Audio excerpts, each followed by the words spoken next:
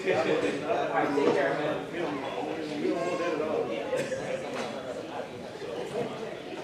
you everyone for coming back to our second panel for AfroFuturism Fest.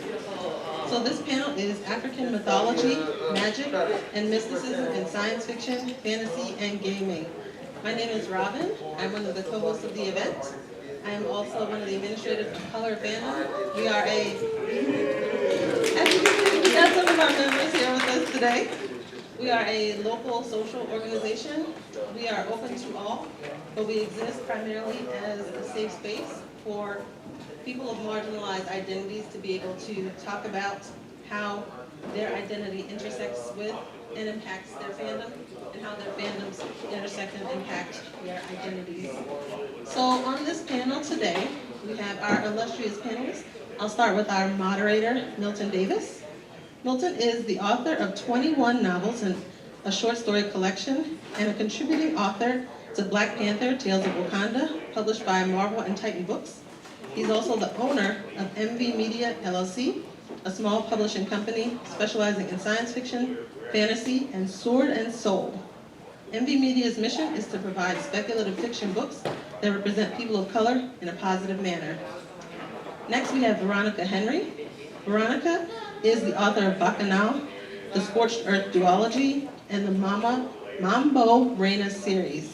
Her work is debuted at #1 on multiple Amazon bestseller charts, was chosen as an editor's pick for Best African American Fantasy, and shortlisted for the Manly Wade Wellman Award.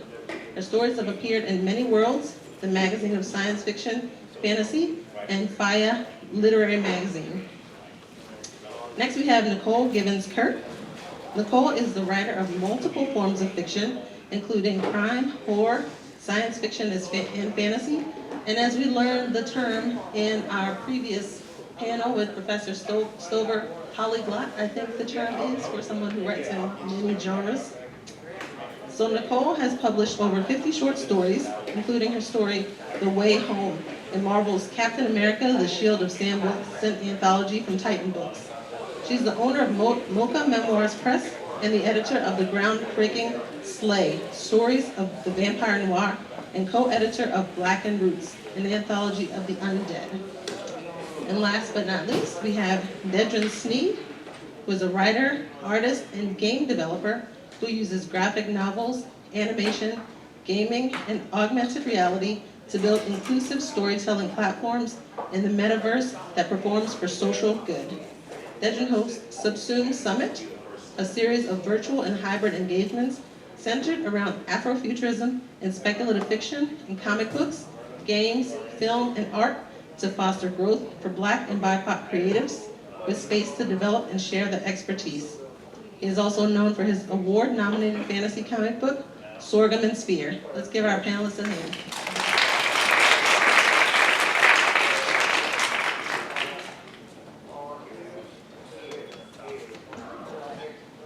Thank you, Robin, for the introduction, and thank y'all for being here. It's a Saturday, and it's hot, and I know how it is coming out like that, so we really appreciate y'all coming here.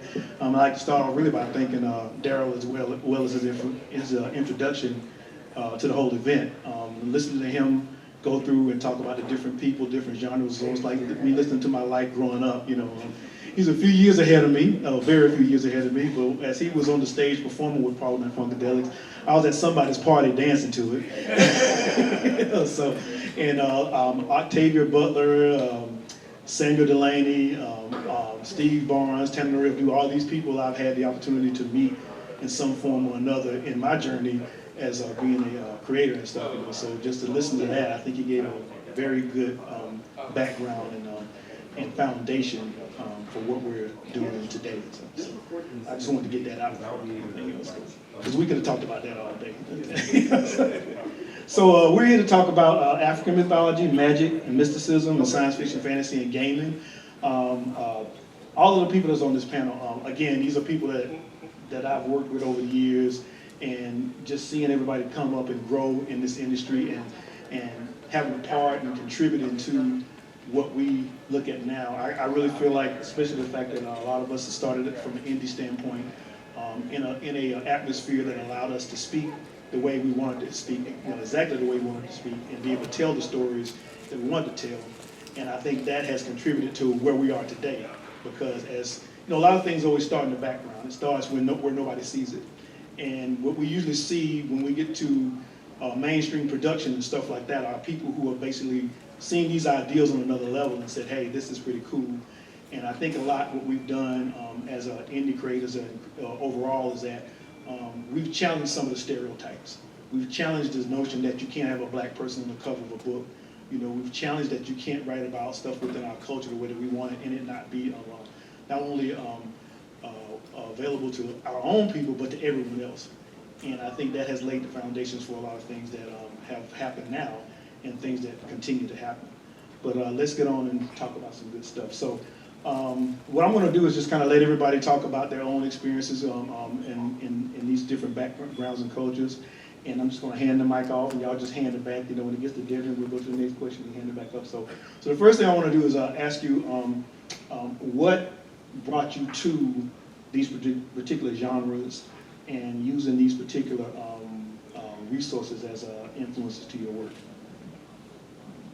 Thank you, Milton. See, thinking about some of the conversations that we started out with earlier, all of those influences, for me, it was the first thing was going to see Star Wars in the theater.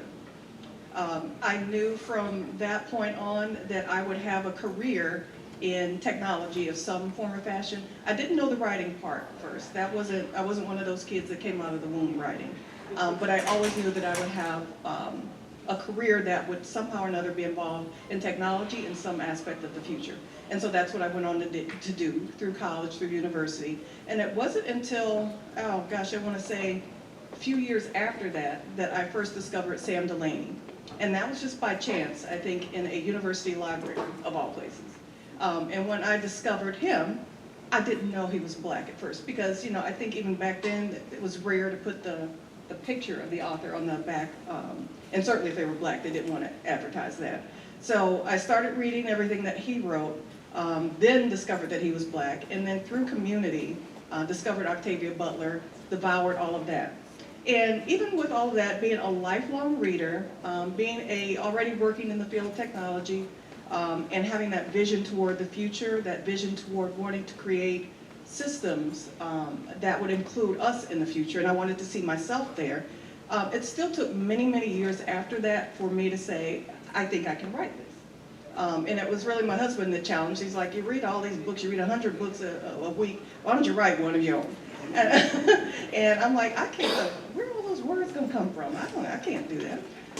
But long story short, I went out and I bought a book, of course, and that book was How to Write Science Fiction and Fantasy, because there was nothing else I was going to write. Octavia, Sam, and Star Wars, I had no choice, right?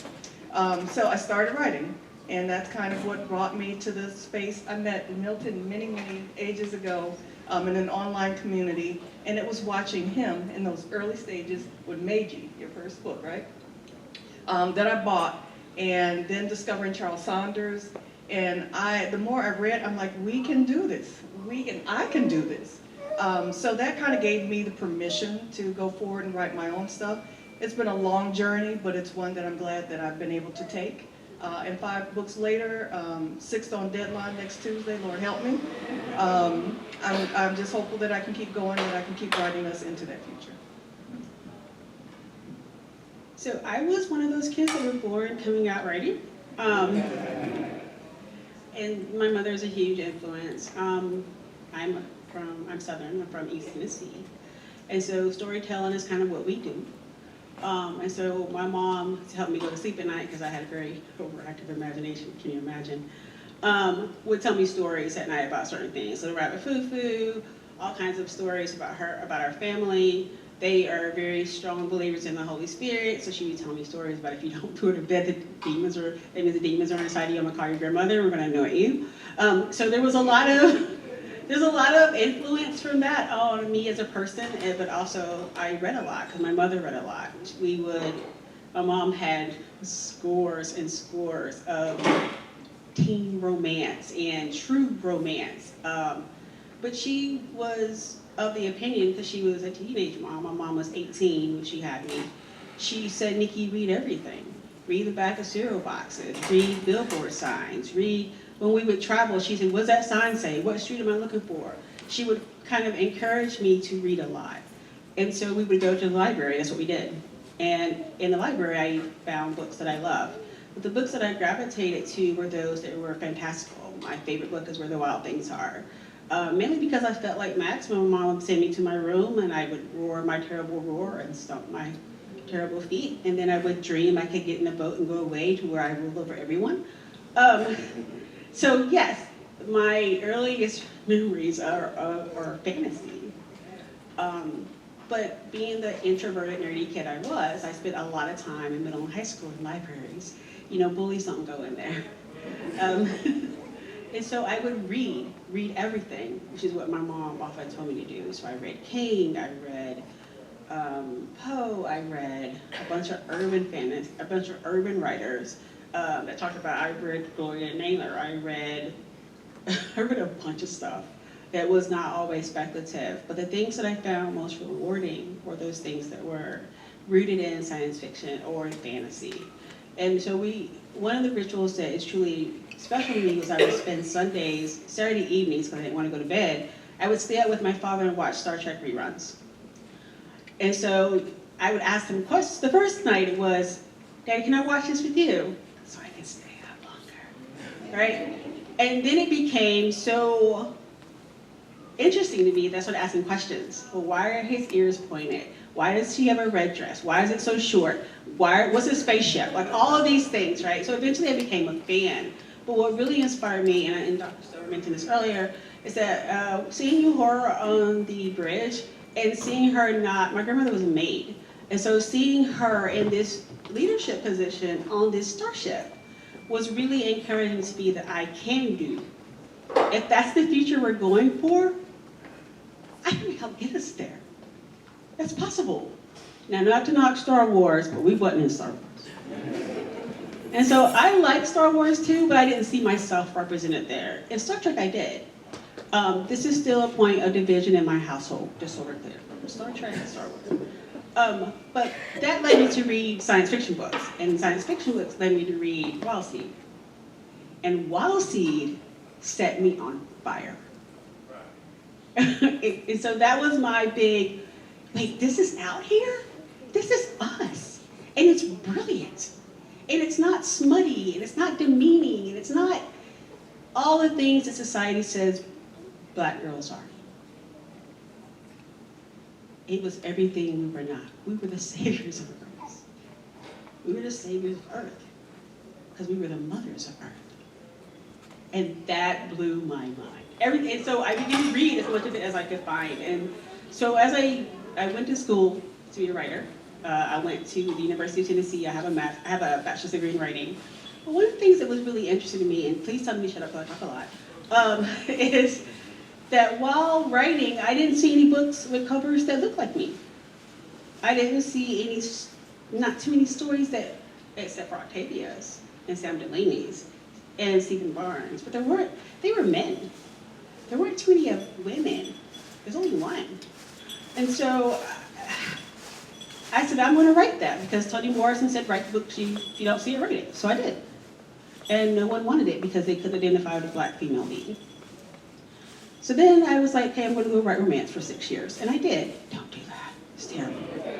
But during that 6 years, I learned a lot about publishing, I learned a lot about editing, and I learned a lot about marketing, because romance is the top-selling genre the last 15 years, 20 years. When I was done with that, I said, you know what? I'm going to do I know enough editors, I know enough publishers, I know enough writers who are not getting past that gate. I'm going to tell their stories. I'm going to publish them. I'm going to start a publishing company. And so I did. And 15 years later, Mocha Memoirs Press is still here, amplifying marginalized voices in speculative fiction.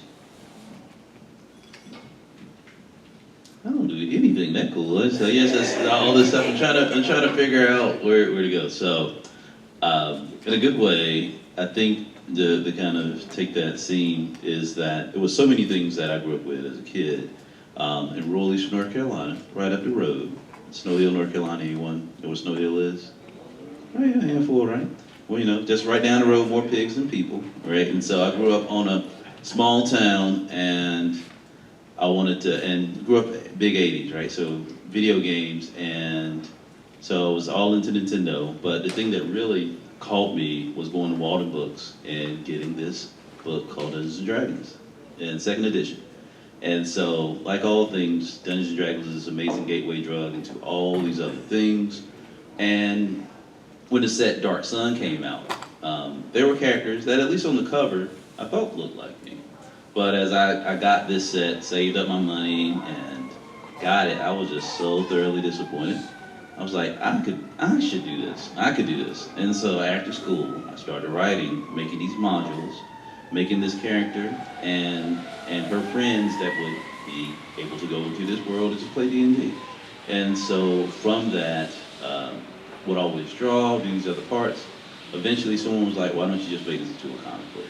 And eventually for myself and a lot of talented friends along the way over the years, Sorghum and Spear, which is a main work that I have, and have had a lot of great collaborators to work on this. It's an African fantasy that's based off the African history that I could find at the time, which, you know, right at the early net, wasn't enough, but it was enough to get started.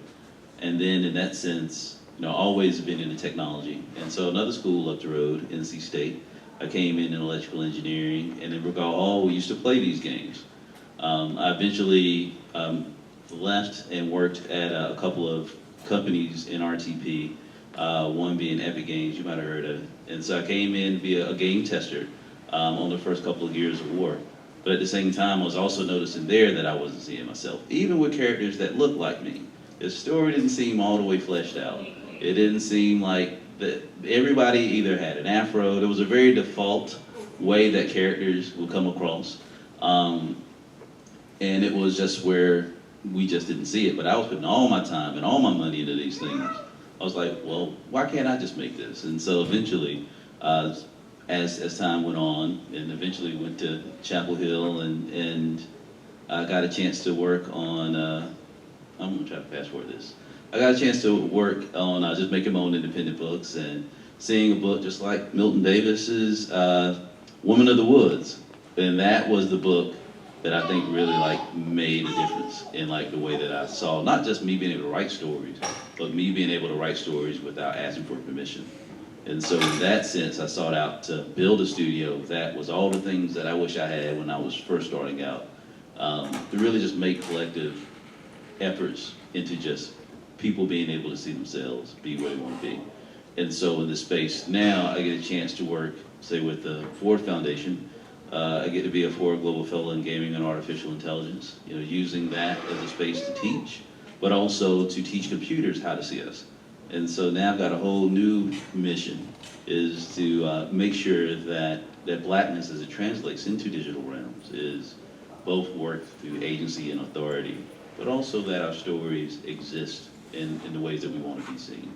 And so that, for me, in the world of Subsumed, though, I'm in Atlanta for home, and my mom's somewhere in earshot. But the idea is, her not letting me get but one video game a year, it really made it where I had to make my game, right? So I had to. It wasn't in the budget. You had to. You were either going to get Dragon Warrior, or you're going to get out in that yard or on that farm, and you're going to figure out the rest. And that which we did. But all that to say, it's a great space to now be able to come back and just see, just a groundswell of not just the space of Afrofuturism, but I think just the space of people knowing that their stories is the currency of the future.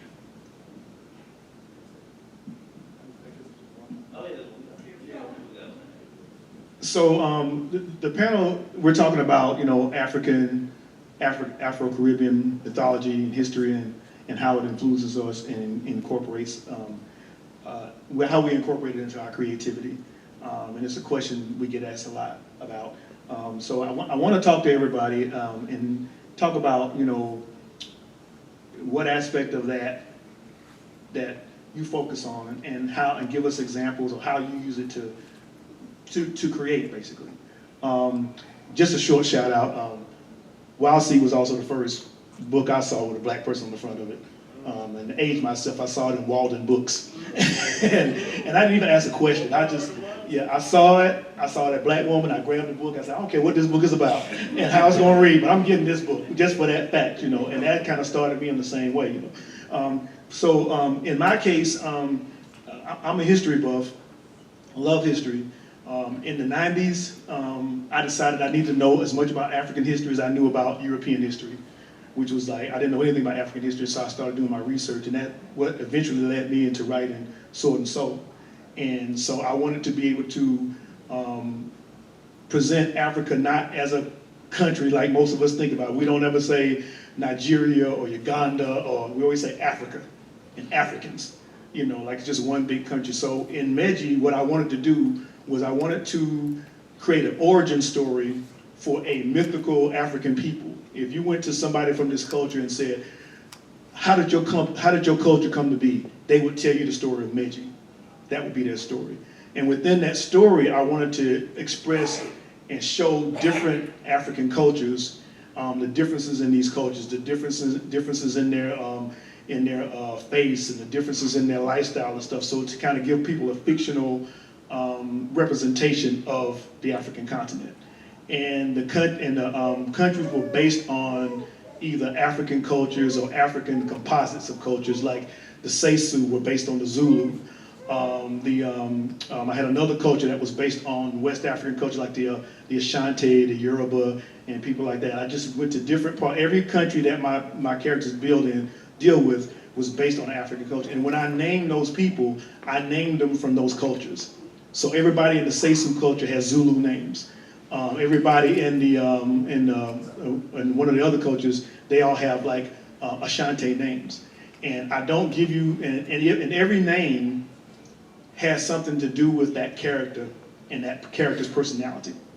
So every name was deliberate, every culture was deliberate. You can read the book and just see it as a fantasy story that's fun, you know. But if you know the cultures and you start looking into it, you'll say, oh, that's why that person's name is that, and that's why even the title Meji has something to do with a particular African culture. And the scariest part was I actually did say the scary part, but I actually did a presentation at the university that I graduated, the college I graduated from, Fort Valley State. They had me come down and talk about the book. And there was a professor of writing there who was from Zimbabwe. And boy, he started to grill me. And I was like, does this man not like me? I mean, why is he doing this? You know, so he like asking me these hard questions about these different cultures and stuff, you know, and I'm like, you know, it was almost like, you know, watching a game of tennis, and we were just balling back and forth and stuff like that. And I knew the person on the other end of the net was better than me. So I'm just kind of trying to hold my own, you know, stuff. You know, and then when it was all over, he came up to me, he said, you know, I did that on purpose because I have writers in the audience, and I want them to see the process. He said, also, you know your stuff. He said, I can tell you did the research. And that to me was the biggest compliment of all, because he's from one of these cultures. And for him to tell me that I had done my homework and that it was resonating with him as a person from the continent, I was like, okay, that's what I wanted to get. That's what I wanted to feel and stuff, you know. So that was basically my step into using African mythology and culture into my fiction. So what I'd like to hear from each of you is your journey and how has it affected your writing? Two things that Milton pointed out that I'd like to pluck on that thread a little bit. The first one was education. You know, going to school, the history that we learned was probably pretty much the same history that's in the books today, I'm guessing. But my dad had different opinions on that. So our education was not only what you got in school from, you know, 7 to 2 or whatever it was. Our education was his education. So there were books on African culture, there were books on every country. I knew the capital of every country in Africa by the time I got to high school. So by the time I got to college and took my first African studies class, I'm like, yep, got it. But that was important, and that helped inform who I was, not only as a person, but that kind of came into play later on as I started to write.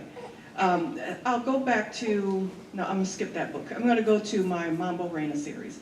Part of the things that we studied at home was traditional African religion, traditional African foods, things like that. So I got this idea. I was reading, don't judge, but I was reading a Jim Butcher book. What's the name of it? The one about the Dresden. Yes, thank you, whoever said that. So I was reading Dresden, and I had my lip curled the whole time. But that's all right, because that's where ideas come from. But I was reading that, and I was like, what if I could tell this story from my perspective? What if I could tell this story from an African perspective? And then I thought back to my dad, who's gone now. But I thought back to one of the things that he taught me and taught us. And it's that everything they tell you about who you were, about your culture, about your religion, let's toss that out the window. And so, of course, we learned about the West African traditions of voodoo, however you want to pronounce it. And so that came into play when I thought about this next series that I wanted to write. And that became my Mambo Reina series. So I thought, how can I take a detective, make her black, give her some aspect of African culture and religion, and then teach people the realities of what that religion really is and what it means. It's a religion of ancestral, veneration, of ancestral recognition. It's about healing, right? And some aspects of that have been shown in Hollywood and in other books that would just make you want to throw up. Just understand that it's all crap, right? And you can go out and do the research and the reading yourself. So that kind of helped form the character that I came up with for that novel. So part of it, and also being set in New Orleans, again, understanding more about our history and the enslaved people who were brought to that portion of the country. They retained a lot of their culture, unlike some of us in other parts of the South. And I was able to go further into my research and learn more about that and the aspects of their culture that brought in not only what they brought from West Africa, but then kind of infused that with the French, infused that with the Spanish, and created their own very unique blend of, I guess I would say, culture, right? The food, the religion, the language, the dance even, right?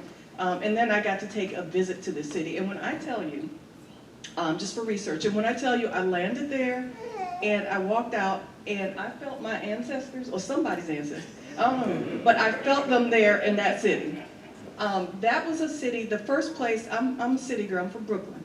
And when I landed there, I'm like, there's something here. And I don't know if anybody else has visited that's had that same experience, but that kind of told me that I'm writing the right story. This is where you need to go. This is a story that needs to be told. So that aspect of not only the education from my childhood led me on a quest to delve deeper, as an adult. And I saw an opportunity to not only, again, entertain, but to educate and to help not only, other people in this country, but even my own people who didn't understand their own history and didn't understand that it wasn't evil, to help them understand that this was an aspect of our culture that we can celebrate and learn more about. I'm not trying to convert anybody. I'm not an expert, but I think it's important to understand that there are aspects of our culture that we can recognize, that we can understand better, and that we can use to kind of help inform our story. It's something really interesting when you set.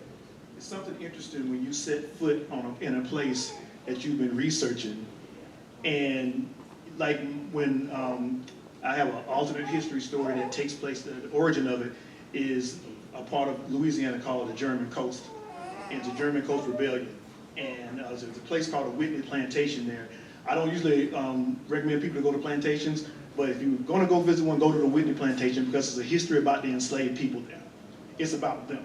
And my wife and I were there, and they were giving us this history, and I'm there, and I asked the guy, I said, well, can I ask you a question? He said, what? I said, where's the German coast? He looked at me and said, you're standing on it. He said, this is it. And it just had such an effect. I'm like, this is where all this took place and stuff. And it's something about, as an author, being able to get to do that and be in that spot. And it just gives you that feeling like, it makes everything, it connects everything then, and it gives you a deeper feel to it. I just had to say that. Yeah, this one working? Okay.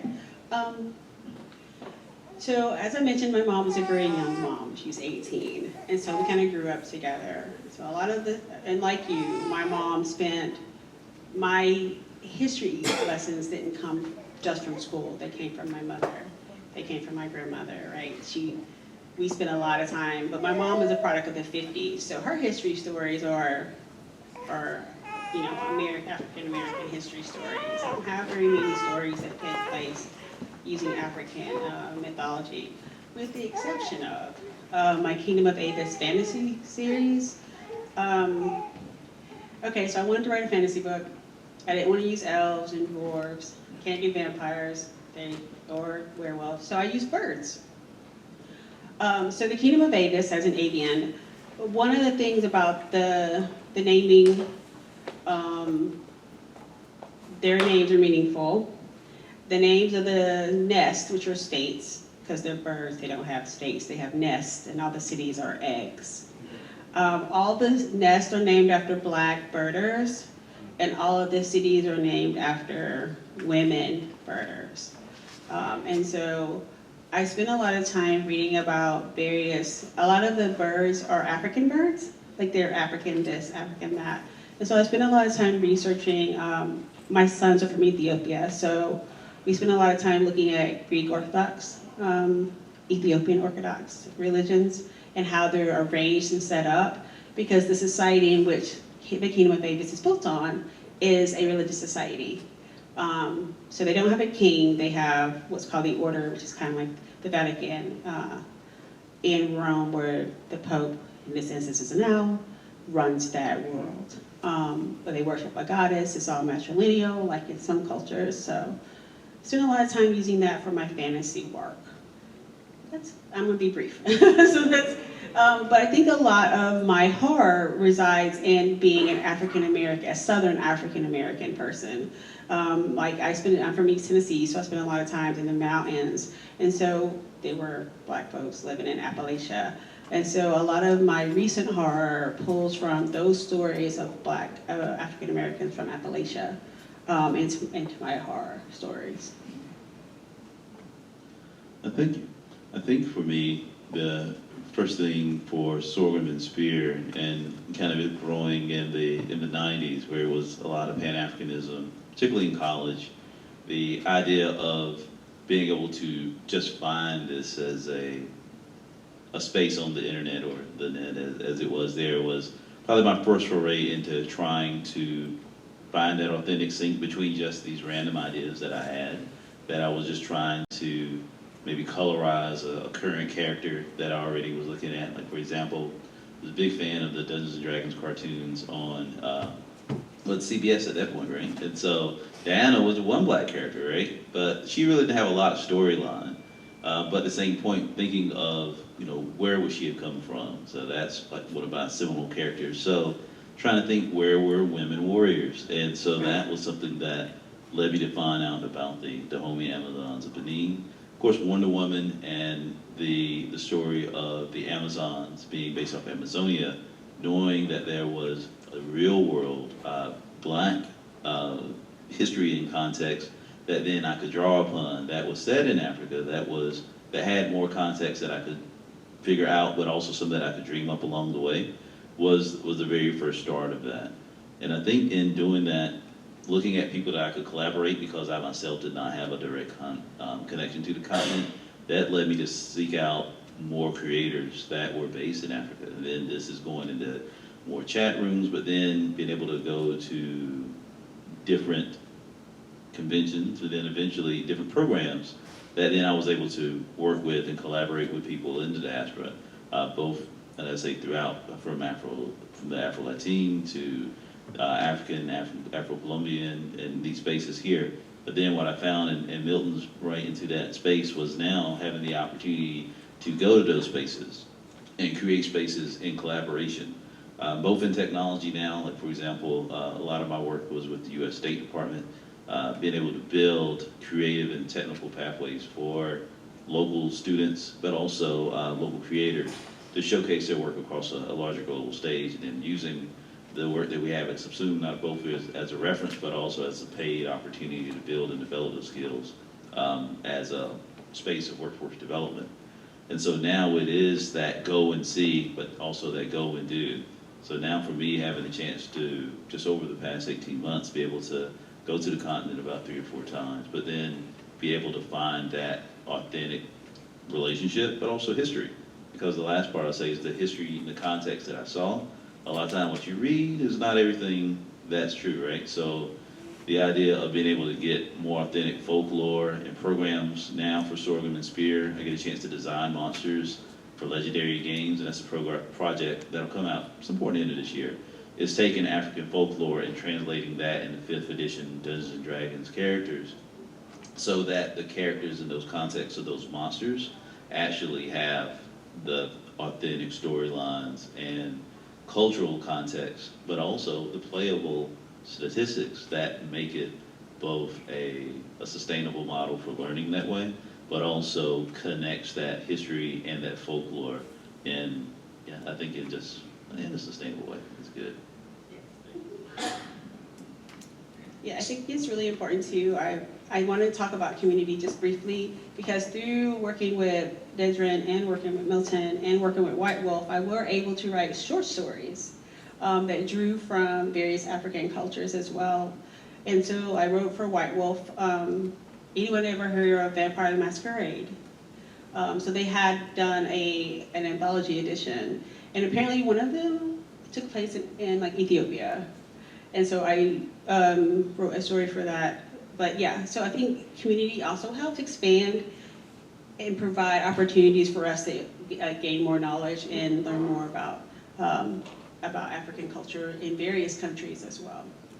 Yeah, I think that's a really good strong point, because like as you know, all of us know each other from some aspect in there, and having that connection and having that I guess that foundation will kind of keep you from being timid about doing certain things, because you might say, okay, can I do this? But then you find people that have already done it and they're doing it well, and their work influences yours. You know, I've read books by everybody up here. I've read, especially Nicole, like I'm like a fanboy of Nicole's work. I read all of her stuff, you know. So, and you to have that connection and that support helps a lot, you know. As an African American, when I'm writing about African cultures, I mean, I'm not from these cultures, and I'm not going to have the same perspective. I had to go and learn about these cultures, and I think sometimes when people from different African cultures read my stuff, I think they give me a pass on some stuff because they know I'm not from these cultures, and so I'm going to get some stuff wrong, and I may not be, but they're like, yeah, but you know, he tried. He gave it a good old college try. And they are much harder on people from their cultures, because, and I've seen that, I'm not going to be specific, but I've seen that in certain situations, because they're like, you should know better. You know, you're from, you know, you're Hausa, you know, you're Igbo, you should know better than that. So you shouldn't be making these kind of mistakes. And it's been a challenge for a lot of those authors when they want to kind of divert from their cultures, because some of these cultures are very traditional cultures, and they, you know, want things to be told a certain way. So that kind of is interesting in the development of telling stories like that. Milton brought up another interesting point. Two things. For one, when I was writing the Mambo Reina series, I did talk to two voodoo priest and a priestess, because I know I had to get some of that stuff right. But that was critical, I think. The point that you talk about with research and also visiting the continent of Africa was really important. I went to Sierra Leone. I went to Dakar, Senegal. I actually traced my ancestry to Sierra Leone, the Mende people of Sierra Leone. So I made the trip home, and I spent about a month there. Actually did a whole thing where I took off work, and I'm like, y'all, I'm done. I came back though. But I took a month, and I went and spent some time there. And there were two things that struck me. First, welcome home. Oh my God, you want to talk about crying like a baby. But beside that, it was just understanding how much had translated. It was amazing to me. It was almost like I stayed with a woman who was trying to teach me the Mende language. I don't know anything about the Mende language, but when I tell you within a week I was speaking Mende like I was native, it was almost like there was some aspect of it was already in my soul, and it just needed somebody to unlock it. So making that trip was of critical importance to me, and I think every African American, you want to talk about reparations, all of us need a trip home.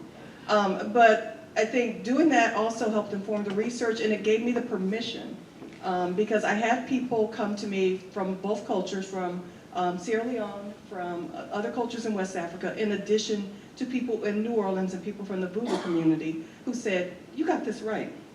And that was so important to me because as a writer, to your point, sometimes you wonder if you have permission to write in a culture that isn't yours. I know I'm from these places, from this place, but I wasn't born there. So part of me feels like I'm American, but no, I'm not really American. I'm this. And so the whole point of needing permission to write an experience that is yours, that isn't, I think it's a real thing, and it's on us as creatives to do that research and to do the best we can, understanding that we won't get everything right.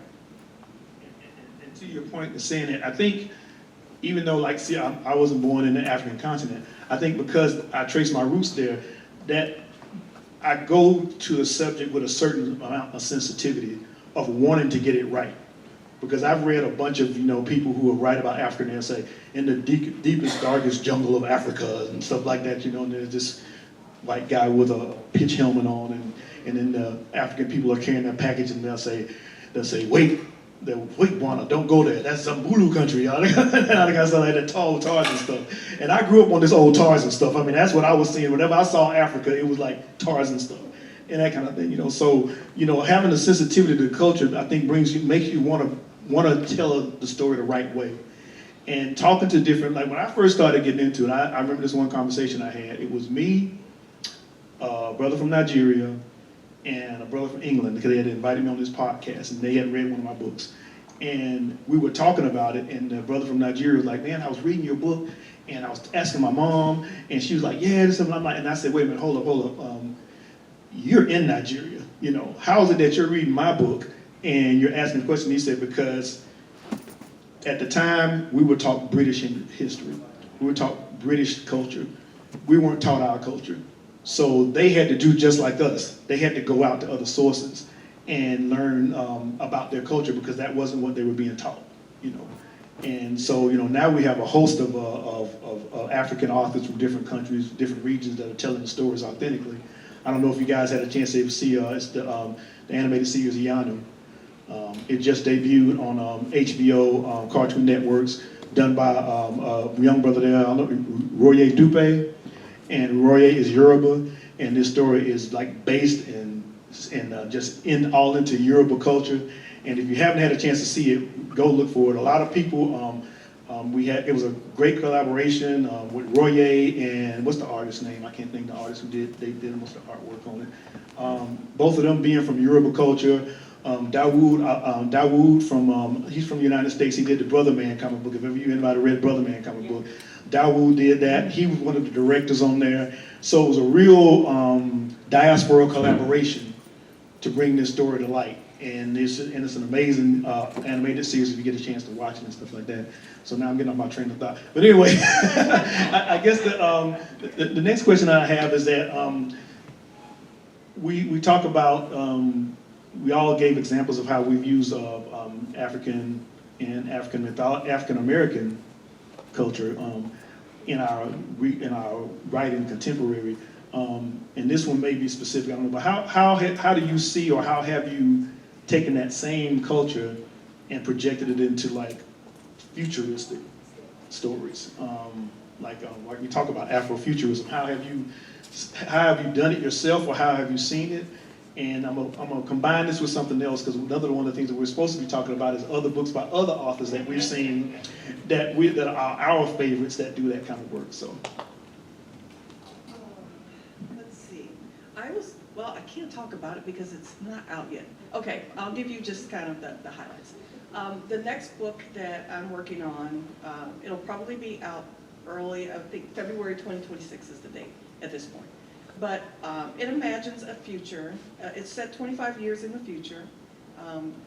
What can I tell you about it? Without annoying my publisher. It is set 25 years in the future, and it intersects in that space between what we expect AI to be today and what I envision AI is actually going to be in another 25, 30 years. And the reason that I'm interested is I deal with AI and things like that in my day job, and I understand the sentiment around it.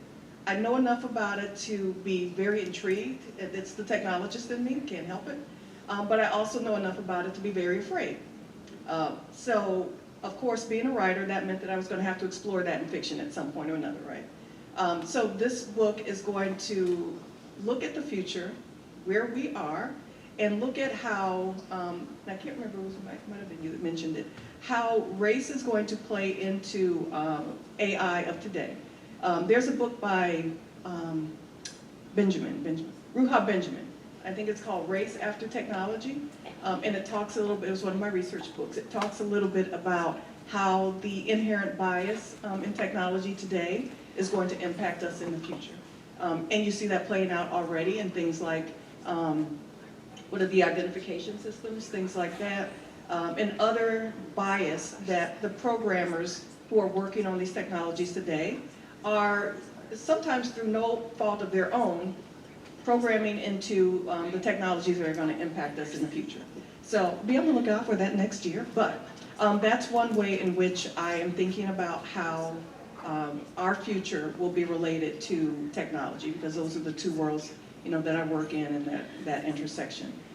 One, it's not a futuristic piece, but another author that I want to bring up is a friend of mine, Eden Royce, and she kind of straddles that line between writing horror and some fantasy, but mostly in the horror space.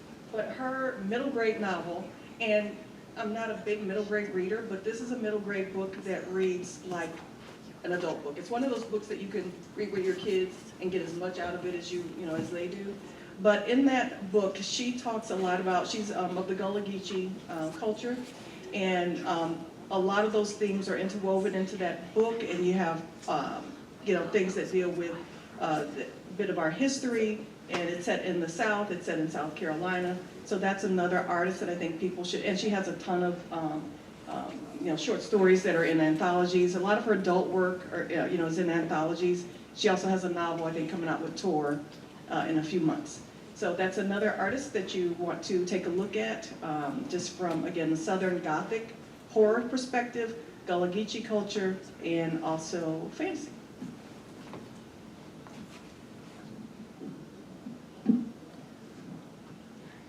Let's see. So for me, I think there's two works that I have that look a little bit towards the future, and one that looks at reimagining the past. So I have a storyline for a comic that's already completed. It's a comic book called Soul Nebula, and it's set a couple hundred years in the future. The idea is that it starts in a contemporary time where what we consider all of the First Nations of Earth basically mine all the talent, the resources, all the people that they deem worthy, and seek to go out and explore space. And in doing that, they leave behind the rest of the people, right, that don't have the resources, the technology, really any of the things that, again, that they deem that are set. And so fast forward 400 years in the future, humanity has been discouraged of the known universe for taking their sense of commodification, really the things that are worse about humanity, and trying to inflict that on other species as they found them along. So they're outcast in the rest of the world, rest of the universe. And when they are trying to return back to Earth, they figure out that the new version of Earth is now steeped in magic, and that they also don't want these people, they were called these people, to return to Earth. So we have the new pilgrims that left 400 years ago, and now want to return home to the new Earth that again is now almost devoid of technology. We have a group of people that now are called the consulars. They have to go back and try to redefine humanity for a series of alien beings that really can't stand them for a myriad of reasons. And so that Soul Nebula also is kind of focused around the universe being a living organism, and that the universe is shrinking. So they have to figure this out in a time where matter is being constrained. So there you can actually see the edge of the universe closing in. And that's our very first book. Milton has a hand in navigating this committee of folks writing in this new series. And then the second one is a book that I just finished around Black history and futurism called The Temporal Tenth. It's a play off the Talented Tenth of W.B. Du Bois. It's based that Du Bois of Booker T. Washington, upon the founding of Tuskegee University, want to build a time machine to go back and change some of the things that they've seen in the past. And over 100 years, all HBCUs get together and they build the chariot. And so they go back and they remix Black history. And so that group of each of them have to figure out every book, you know, what seminal part of Black history should they preserve, what should they change, all being chased through time by the U.S. government. And so that first book is out. And I'm trying to think, and I have to maybe ask for it a bit, because there's so many people that I'm rushing to mind, of someone that has futurism, right? I mean, I'll just be lazy, but also correct in saying that the next guest that we have here, there's let's see, this is Mr. Marcus Williams and Greg Burnham. He has this amazing book, which I hope you already have in your hand, called Tuskegee Heirs. Yes. And that, I think, is just a powerful, all-encompassing representation.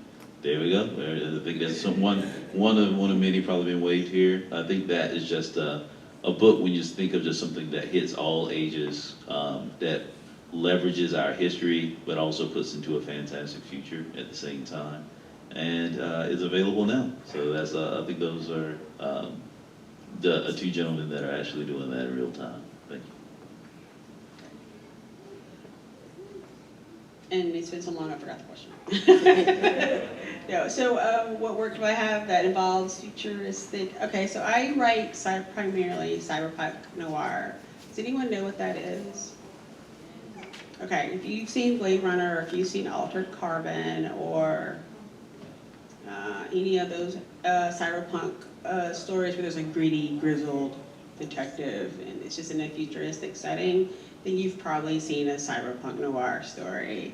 My cyberpunk noir story takes a lot of the typical beats in noir and flips them. For one, my detective is not a grizzled white guy. She's a Black woman in futuristic DC called the District. And so a lot of the technology that we deal with now, Sybil has to deal with in her future, because it's near future. It's like 2150, it's like it's close. And so a lot of those futuristic things that we have now show up in Sybil's universe. But cyberpunk is very much about technology being high, the value of human life being low. And so it's not bright, shiny. It's not. If you've ever seen Blade Runner or Altered Carbon, it's not. It's very gritty, it's very dark. And so these are the streets and the flying car airways that Sybil uses things. But the fourth book that's coming out in October deals with AI and its inability to it's error prone, right? No machine is ever faultless, just like humans aren't, because there's inherent bias. There's things that machine parts wear out. So there's no way it's going to be perfect. And so she has to deal with some of the fallout from that AI system that regulates, of all things, psychology. So in the futuristic prison, they're called cradles. And so people are put to sleep, and these cradles are in stasis. And while they're in stasis, an AI psychiatrist helps encourage them to give up their ways. And so think about that. You are unconscious, and you're in stasis, but you have an AI, not a real person, but an AI, giving you mental health advice and counseling. When your time is up and you wake up and you leave, how changed are you? Who are you? Are you still the same person? And so my story is in the District tend to deal with those type of things, and how no matter how much far the futuristic and technology goes, our human nature will always find a way to mar it. I know that's kind of doomsday, but I do write noir and horror. But that's kind of the work that I'm working on right now. That book comes out in October. I think when you listen to the panel and listen to the panelists and you think about us writing stories and we talk about African mythology, I think what you see overall is that as a group, or I think for those of you who are aspiring writers, it should be a guideline that when we incorporate these things into our fiction, we do it seriously. We do the research. We make sure that if we're working it into, we're not following the stereotypes. A lot of people don't realize how much they follow stereotypes about stuff until they start doing the research and stuff. Even as African Americans, sometimes we feel like we're doing a better example of it, but then when we start really looking at it, because there are some of us, just being honest, that are not very happy about African culture because of the biases and the stereotypes that they learn about African culture and stuff. And working on I consider myself a Pan-Africanist. You know, I work with people from all over the diaspora, but at the same time, I run into people who don't work together because they have certain biases about cultures and stuff. Everybody's prideful about their culture, and sometimes to a fault. You know, you have some Afro-Caribbeans that don't want to have anything to do with African Americans. You have some you have some Africans that don't want to have anything to do with Afro-Brazilians. You know, we all have our pride in our cultures, but at the same time, when we're approaching these as artists and creators, we have to set those biases aside and really try to understand and delve into these cultures. I think the other thing that we all do is that we put our characters in the forefront. We put characters that look like us in the forefront, you know. And sometimes in that case, that's a big enough change in itself. You know, just by listening to what Nicole was saying about having a black woman detective in a cyberpunk environment, that's something that you never see. You know, and so just to do that, like we say in some of our anthologies, we have stories where some of the characters happen to be black and some of the characters have to be black. And I think that's the perspective that we bring to this type of fiction. So we got about 10 minutes left, so I wanted to see if anybody might have any questions before we move on to the next panel. So I guess I'll tote the mic around. And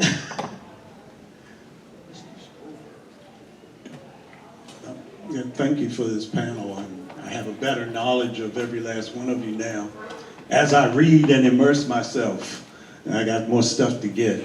For me, the question is this: as we look at how each of you, some of you, pointed out, we played off of me referencing Wild Seed earlier, and how that had its impact on you as well, much like me. The other thing is, there have been individuals who have impacted me, writers that we came in contact with. And before each of you answer that question, I just wanted you to, no, not Dedren. Yeah, you.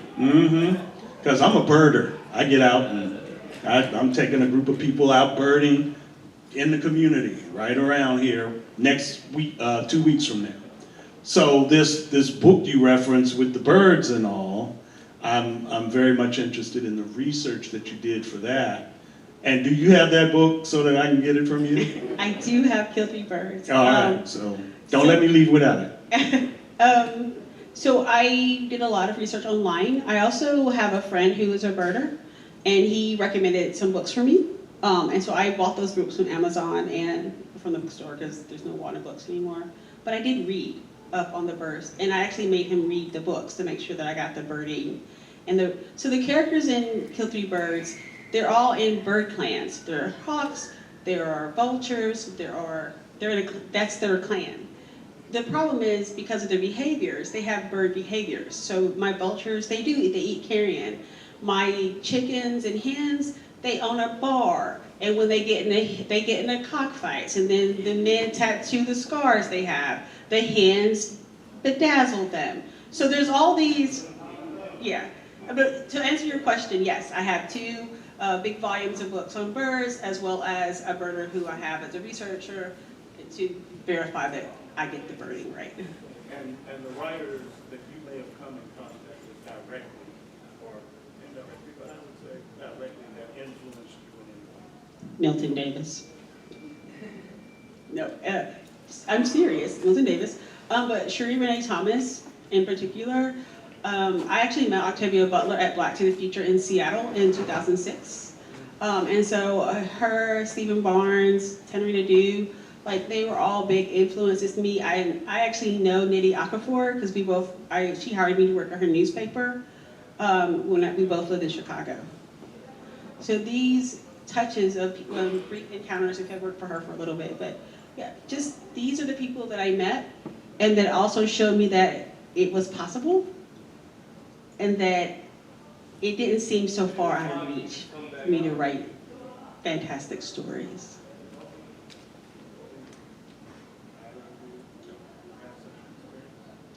Oh, absolutely. Yeah, I would definitely say Cherie Renee Thomas for sure, right? That's I think the first person that maybe was already in the Afro-Futurist scene, right? You look at 1.0 from Dark Matter, like I had that book, and someone that I met that thought enough of me and my work to like help me get some things out. I have no business having a book edited by her, particularly when I myself had barely just gotten started. But you know, she really helped me, understand what was possible, not just from her own writings, but from this community and what Afrofuturism is, and what's I think the most altruistic parts of this, of just people being able to tell their stories and the necessity of that. Likewise, it would be a very similar thing with John Jennings. And the space that they made at the Schaumburg Black Comic Book Festival. There's a lot of founders there, and wanting to have that amazing program be available in a space like Atlanta, being able to come back here to North Carolina and likewise be able to build it through comics to be able to tell the stories of Afrofuturism space. But I think those two, outside of course, giving Milton his flowers here, there's so many others, but in time I want to just say those two definitely.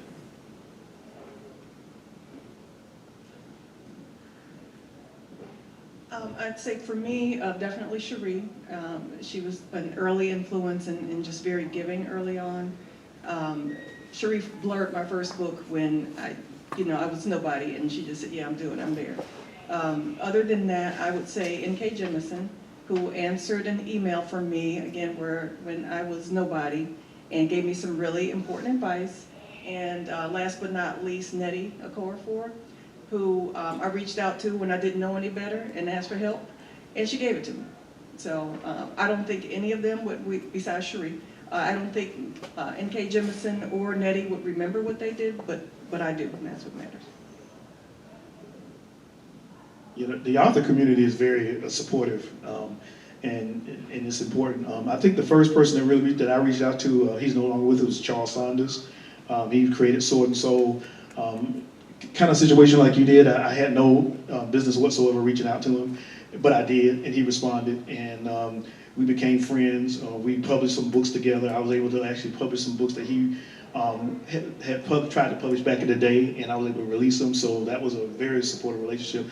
Linda Addison, again, I reached out to Linda and for my second book for a review, and she responded, and we've been friends ever since then. And my crew, I call my cabal, which is Nicole and Dedren and Gerald Coleman and Balogun Ojitade. We were all, and other authors, we all met online together. They've been in probably all of my anthologies, and it's the reason why my anthologies, in my opinion, are so good, because that crew comes with every book. I just say, hey, I got a book, and they're like, we're here, and they always show up and show out. So that's good for me.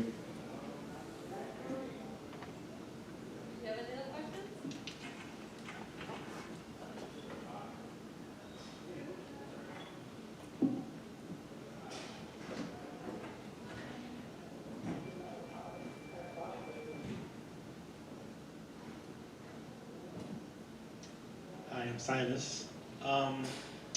When I was 6 years old, there was a career fair in my school in New York, and they asked everybody what they wanted to be. And I was very short. They completely missed me. I had to jump up. And I said, they asked me, what do you want to be? And I said, I want to be an author, a writer. And in my head, I thought writers just sat in a room with a pen and pencil, just writing every single page by hand. And she told me, Senora Torres says, oh honey, writers don't make much money, and just shattered my dream there. And hearing this panel talk about writing and learning about their history and writing about what they know, how do you deal with writing what you don't know, what you're still kind of discovering, and what were some of the steps you kind of took to get there, and any kind of insights in that? I kind of want to write about being Afro-Caribbean and learning roots that I still haven't explored. I don't even know kind of where to start. Sorry for the vagueness there. Well, number one, your teacher was right. Writers don't make any money. No, but writing is a passion. You do it because you have to. For me, I would say, I just started writing. My thing was a page a day. And in the beginning, you try to learn enough to write the story, but don't bog yourself down, in my opinion, to know all the details, because that's where the revisions come in. Writing is revision. Once you get that story out your head and you get it on paper, that's when the real work starts. That's when you start going back and the places that you didn't, like if you got to a point and you're like, okay, I want to talk about this tree, but I don't know what kind of tree I want it to be, then just put a tree. And then come back later on and make it a chestnut or walnut or oak or whatever you want it to be and stuff like that, But to me, that's the whole thing, is that just get it on paper, get it done, and then from that, you just build the story from there. And that's the best advice I could give them that. And tell your story the way you want to tell it. That's important. Exactly. Not the way you think somebody wants to read it, but the way you want to tell it. That's the most important point. The only other thing that I would add to what Milton said is to read widely. That for me is the key. You learn to write by writing yourself, but definitely by reading, and not just in the genre that you want to write in. Read comics, read mysteries, read literary, read historical, read everything, and that's just going to help inform your writing. Not to beat a dead horse, but you can't edit a blank page. And so on the days when I'm most frustrated, that's what I have to remind myself, that's what the work is, the revision. I just got to get the story out. Because sometimes you can get hung up in those details, and you don't really have to in the first draft. You can always edit. The second thing is what Veronica said. You need to read. It drives me crazy when writers say, oh, I don't have time to read. Then what are you doing? Because to be a good writer, to learn how to form story, to learn how cadence goes, how rhythm goes in novels and novellas, in short stories, because they're all different, you need to read to see how it's done. And I can't stress that enough. Read everything. I do think you should spend a lot of time in genre, because that way you know what's been done. So you don't come to this, I had this great idea. It's about a scientist who puts together a monster using body parts. You should read widely, but do spend time in genre so you know what's been done. And those are, again, my 3 points. Let's see. I think the first one is understand that the only failure is waiting for permission, right? I think when we are looking at, I think, a vastly independent group of people here that have a lot of books upstairs for purchase, that the thing is you want to look and see, like, they didn't wait, right? They didn't wait for Penguin to come. They didn't wait for Marvel to come, right? And now if you look in their books, there are people from Penguin and from Marvel that are in their books. And I think that's the space that when I first started, I was waiting for someone to come and tap me on the shoulder. You know, a tussle of the hair, you finally made it. You're an author, right? Now go out and be poor. And so that's the part where you just got to just make it yourself, because at the end of the day, it's yours. And then the second part is finish, right? I mean, you already got all this great stuff about reading, and that's it, right? You know, we stand in a hall of reading, but all the stuff that's in these halls are finished. And so you got to finish. Even in that start, it's just finish. And then I think the third thing is, as I said, you just want to write what you want to write. Because the worst thing you could possibly do, what little limited time you have on this earth, is try to write something for somebody else. All right? Because even if it is that book, that Hollywood thing that you think is going to happen, when you get to the end of the day and you write the end, you're not going to like it. You might like what you think are some of the ancillary things around it, but it won't be the thing for you. So I would always tell somebody, just write the thing that you want to see in this world, and that would be the best thing just for yourself. And you need to like it, because you're going to have to read it many, many, many, many times.